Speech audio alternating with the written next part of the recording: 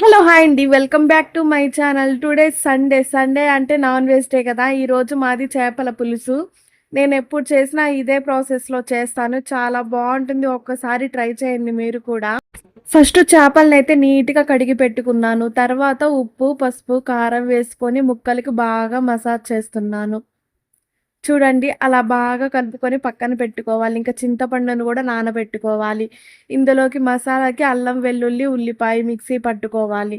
ఇంకా పొయ్యి మీద కడాయి పెట్టుకొని ఆయిల్ పోసేసుకోవాలి. ఆయిల్ బాగా హీట్ అయిన తర్వాత ఉల్లిపాయలు, కరివేపాకు, మసాలా ముద్ద గూడా వేసి బాగా ఫ్రై చేసుకోవాలి.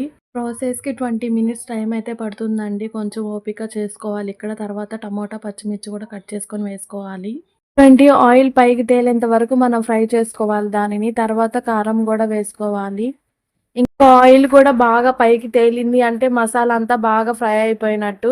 ఇంకా చేపల్ని గూడా వేసేద్దాం ఒక్కొక్కటిగా. మొత్తాన్ని వేసేసి ఒక 10 నిమిషాలు అలాగే ఉంచాలి. చింతపండు పులుసు గూడా వేసేద్దాము. ఇంకా ముక్క మునిగే వరకు వాటర్ పోసుకోవాలి.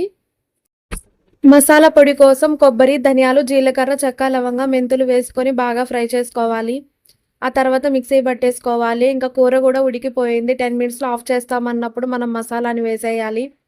ఇంకా అంతే గుమగుమలాడే చేపల పులుసయితే రెడీ అయిపోయింది. ఇంకా లంచ్ టైమ్ గూడా అయింది. మనం టేస్ట్ చూద్దాము. నిజంగా స్మెల్ మాత్రం అద్దిరిపోయిందండి. అసలు నీచు స్మెల్ అనేది రాకుండా మంచి మసాలా ఫ్లేవర్‌తో బావుంది. టేస్ట్ కూడా ఎక్సలెంట్‌గా ఉంది. వీడియో నచ్చితే లైక్ చేయండి, షేర్ చేయండి, కామెంట్ చేయండి. అలాగే మన ఛానెల్‌ని సబ్స్క్రైబ్ చేసుకోవచ్చు గదబ్బా!